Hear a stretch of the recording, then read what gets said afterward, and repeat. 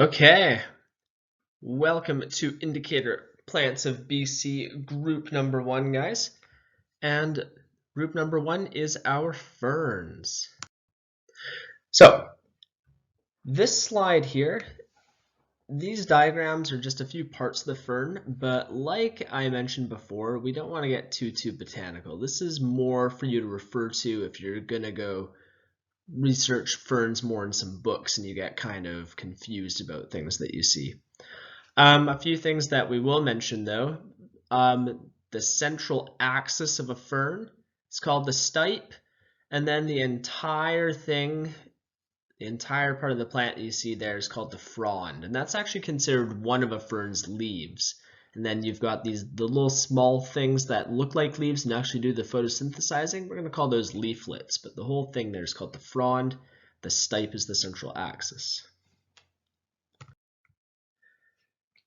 Now, there's one thing with ferns. I said we don't want to get too botanical, but there is a little bit of botany is going to stand us in good stead here. And that is, we're going to talk about a concept called pinnation.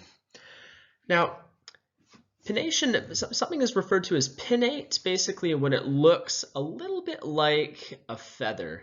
So if you can imagine here, if you think of a feather, it's got the big central stem, and then the little fluffy parts of the feather come off in succession along the big central part. And so this is one of the basic shapes of leaves that we have in botany. And so we'll talk later about, you'll have pinnate veins, you'll have kind of a pinnate shape. And you can have things that are one pinnate, which means that you've got a central axis and then the little leaflets come off. Or you can have things that are multiple pinnate. So that means you have one stem and then another stem comes off the sides, and then the little leaflets will be attached to that. So you can have something that's two pinnate, which means you got one stem, another stem, and the little leaflets. You can even have things that are three pinnate, where you have one stem, another stem, a third stem, and then the little leaflets. Clear as mud? Okay. So, what do we have this week? Now, with these videos, for every single group, I am going to try to break them apart into little subgroups, because basically this is the way that I want you to think about it in your brain. You know, all of these plants are organized into groups based on certain similarities, but you know, there's like 8 to 10 plants in each group. So if you find a plant in the forest and you're trying to identify it, I don't want you to be thinking, which of these 10 plants am I looking at right now? I want you to be thinking about, is it this one plant or this other plant that looks really similar? We want, the more that we're able to break these into small groups, the easier it's going to be. And this comes back to the concept of, I mentioned, making dichotomous keys. Making dichotomous keys is a very useful way of studying and really focusing in on the differences and creating these subgroups. But what do we have? We have some one pinnate ferns. We have some multiple pinnate ferns. So those are the ones that have the stem, another stem, and then maybe one more stem or maybe just some leaflets coming off of that. And then we have one thing that it's not actually a fern at all, but it looks a little bit like a fern, and so we're going to talk about it this week. All right, first of all, our one pinnate ferns. And our first one pinnate fern is the old sword fern, Polystichum munitum. Yeah, so this is a pretty iconic species. You see, they're pretty easy to identify. You see a lot of these walking around parks like Pacific Spirit Park. You see lots of sword fern up in Pacific Spirit Park. And it's a pretty big, shaggy looking fern when you come to it. It often has lots and lots of fronds coming out from kind of a single plant there. You can see relative to this gentleman over here, it can be quite large. I've had some come up to about my collarbone before. This can be a pretty big fern. Alrighty. Now, I love focusing in on my Latin names. And so here's a few, and when you study your Latin names, you can often find out a little bit more about the plants than you knew before, and it makes them easier to remember if you're able to learn the Latin, if you're able to delve into the Latin names. It also makes them easier to, it can teach you something about the plant. So Polystichum munitum, that species name munitum, comes from the same root as the word munition, which is a weapon. And what that refers to is the fact that each of these little leaflets on the sword fern looks like a teeny tiny little sword. So here is a photo I took of one over on the right side here. And if you can imagine this, on the bottom here, it's got this little stem, and then it has this little lobe coming off of the bottom here, and you can see these are always pointed towards the tip. And then it's curved up, and it just looks a lot like a pirate's saber or something like that. And it's quite aggressive looking. It's very serrated around the edges as well. So the sword fern, Polystichum munitum, has these very sword-looking little leaflets, highly serrated. We got that little hilt. This little hilt, this little lobe here is the thing that's going to really help you distinguish it. And also, you'll see what these are on the bottom. These are called sori, and those are little bundles of spores, basically. And so you'll see these have very bright orange sori in lots of cases. It's another good way to identify this plant. Yeah, just a closer look at the sori there.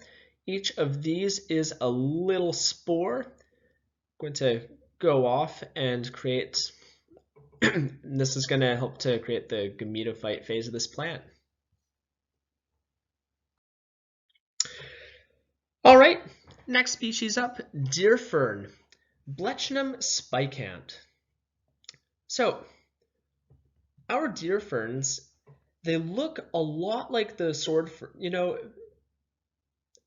they can look a lot like the sword ferns under certain circumstances. They're a lot smaller, but you could potentially get this one confused with like a really young, small sword fern. But here's the trick for telling these ones apart. So deer ferns have two different types of fronds. Around the outside, they've got these sterile fronds, and these are just used for photosynthesizing. These are the ones that look from a distance a little bit like a small sword fern, but in the middle here, they produce these fertile fronds as well. And those stick right up towards the sky, and that's where the scientific name Blechnum spicant comes from. Spicant, it's got all these spikes poking up there. So that's just a little trick for remembering that one. And here is a photo. This is kind of a crummy photo, but just another photo. Sometimes you don't have as many of these fertile fronds growing up. They are deciduous, and so they come back every year. But yeah, sometimes you don't see as many, or you'll just see one, and you have to be able to identify it based on the sterile fronds around the outside there. So here is a comparison. On the left, we have a look at our fertile frond. On the right, we have a look at our sterile frond. And so this is the underside. And if you can look very closely here, you'll see on the underside of the fertile frond, it's got these big black bars. And those are the spores. Those are the sori on the fertile frond here. So those are the little reproductive parts that are going to float off and create new ferns. The bottom side of our sterile frond here, you'll have no spores, no sori. Now, this is one way that you can tell it apart from our sword fern we saw earlier. Remember, the sword fern had those bright orange sori, and so that's never going to get confused with this sterile frond here because of that. And just a closer look, you can see the little leaflets of the sterile frond.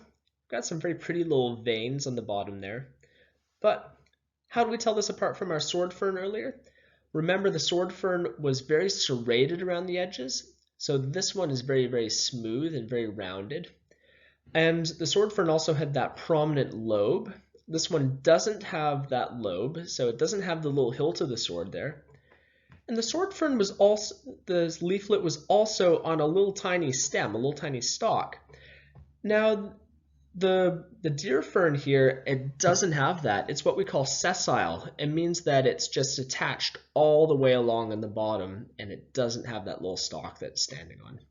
So it really doesn't look much like a sword at all. You know, it's very rounded, not very aggressive looking. And coming up to our licorice fern, Polypodium glycyrrhiza, always a crowd pleaser. Gotta love the licorice ferns.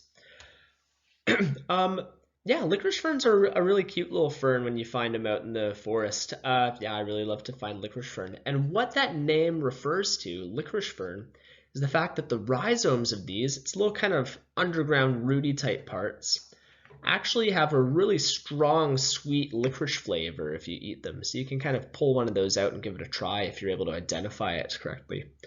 And you look at the scientific name here, glycyrrhiza. So that refers to that's the same root as the word glucose, and that's what that refers to. You know, it's got that really, really sugary taste of the root.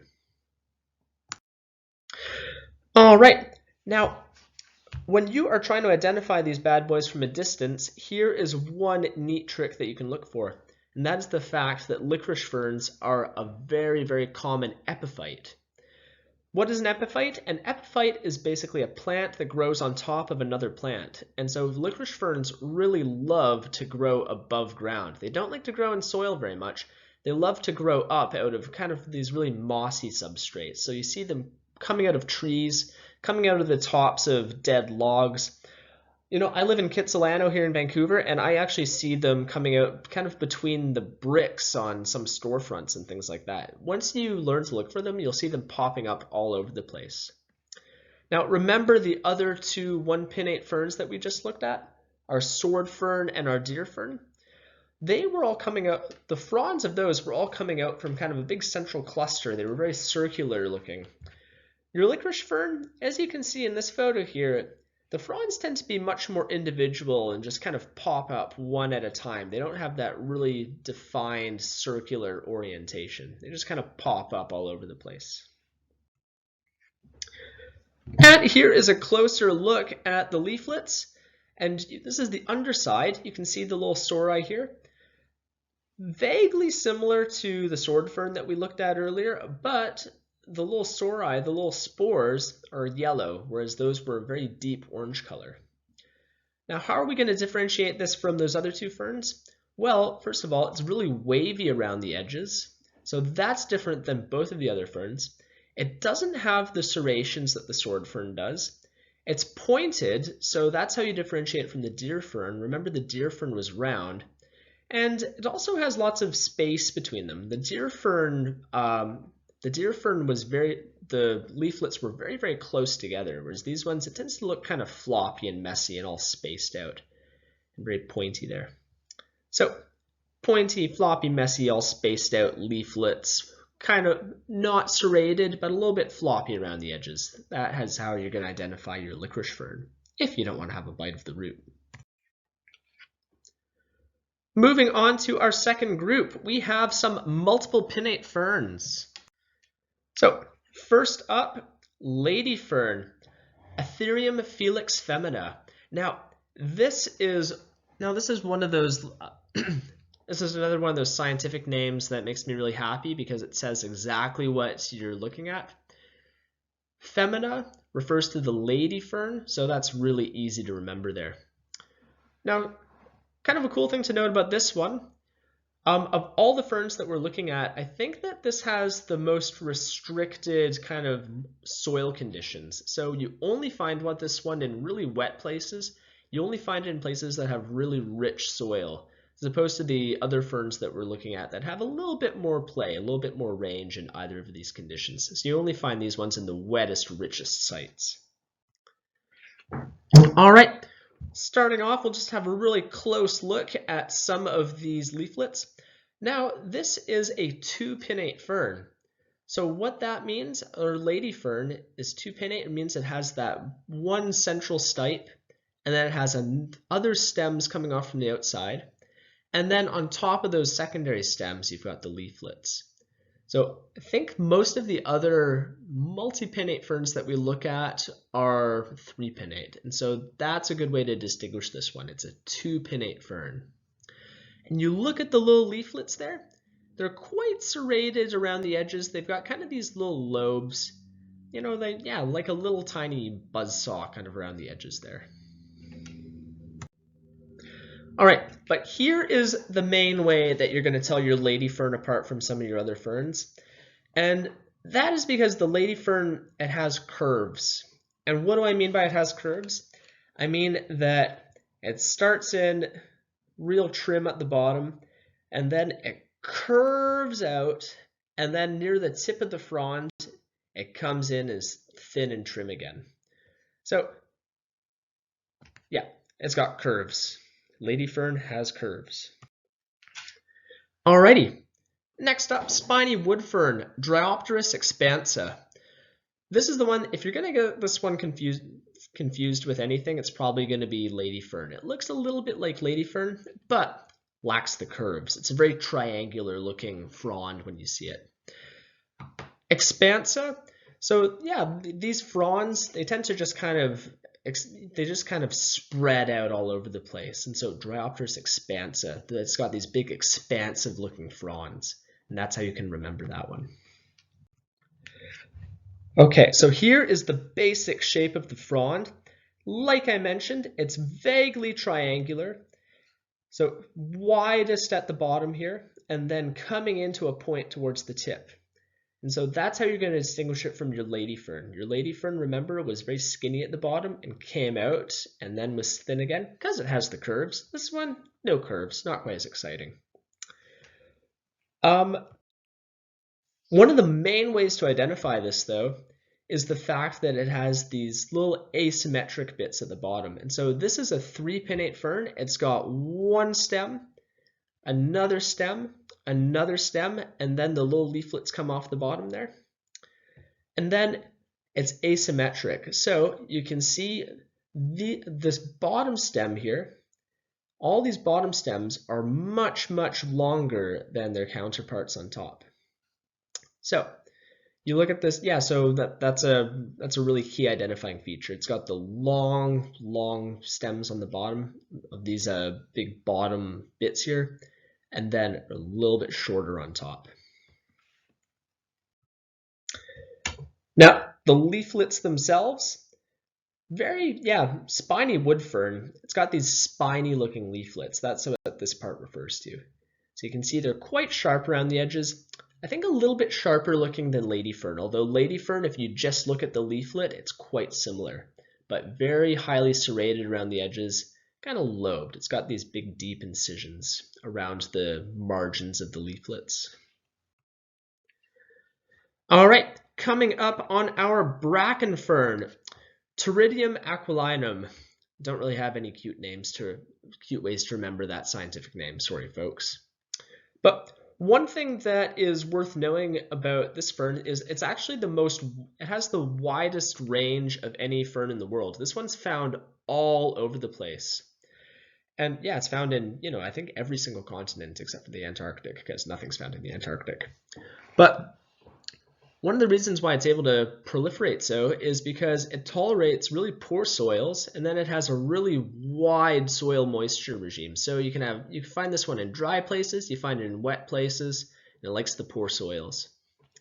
So the places that we typically find our bracken fern then look a little bit like this. You can see this is just kind of a ditch by the side of the road here. Nice and moist, not super nutrient rich area, but the bracken fern loves that.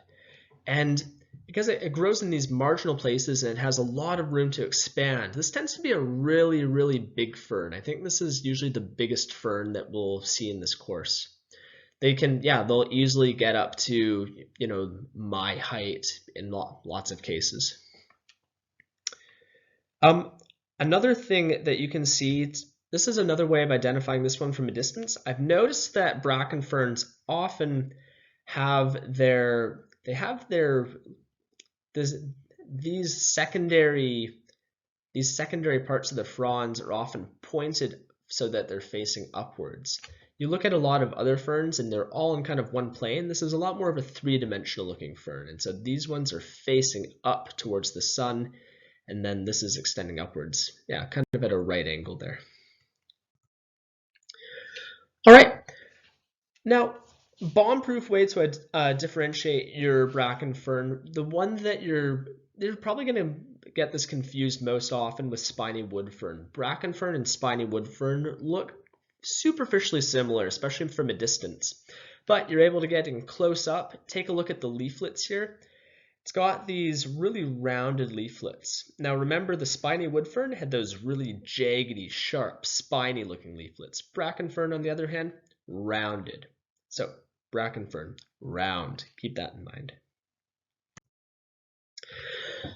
And finally, our last true fern is the oak fern, Gymnocarpium Dryopteris. Now, Dryopteris, that is spelled wrong, but that's okay. The species name is Dryopteris, but actually, apparently some botanists consider this to be in the same genus as our spiny wood fern back there. Remember, our spiny wood fern was Dryopteris expansa. So, but for the purposes of this course, it's going to be Gymnocarpium Dryopteris. Yeah, just kind of a cute little fern. Moving along. Now, the reason why we call this one oak fern is take a look at this part here with the little leaflets. So this one's mostly a 2-pinnate fern, sometimes 3-pinnate. But take a look at this section here. It tends to be it has these leaflets that are really rounded and kind of friendly looking. Now take a look at a Gary oak on the right here, and take a look at the lobes of the Gary oak. They're also very rounded. And that is why this thing has its name, because each of these little sections right here looks a little bit like the leaf of an oak. It's got that kind of pinnate shape, and it's got the rounded segments there. So that is why it has the name oak fern. Another thing to note about the oak fern is that you often find it's got this basic shape, which is kind of unique compared to the other ferns that we have. The other ferns, you have one frond and it looks very contiguous. It looks like it's a single piece. The oak fern, however, you can often look at it and it's like, oh, this looks like 3 distinct pieces. You've got the one part up here, and then you've got the other part down here and the other part down here. Even though this is a single frond like this, you often see it one little triangle, 2 little triangles, 3 triangles, that basic shape. Now, before we move on to the last plant, another thing to note about the oak fern is kind of like the licorice fern, this is one that doesn't really clump together. You often see just a single frond popping up at a time. Yeah, and so a little bit more of a solitary plant in that way. And then a little bit of information from the professor that used to teach this course, Suzanne Simard, before she went on book tours and things like that, is apparently oak fern, it often has a much more vibrant green color than a lot of the other ferns that you see. So, a few things to keep in mind. You've got the oak-shaped looking rounded leaflet bits down here. You've got the kind of the 3 triangle shape, and then it tends to be solitary. All right, last but not least, not actually a fern, but we're gonna roll with it just because it fits in so nicely, is our fern-leaved goldthread. Look at that, fern is right in the name. Coptis aspleniifolia. I think that aspleniifolia sounds a little bit like splendid, and it's kind of a splendid looking little plant when you find it. It's a very pretty little plant. Yeah, good place to find this one, up on Cypress Mountain apparently, if you're going out and searching for it. So look for those some kind of subalpine locations. All right, now here is where that name comes from.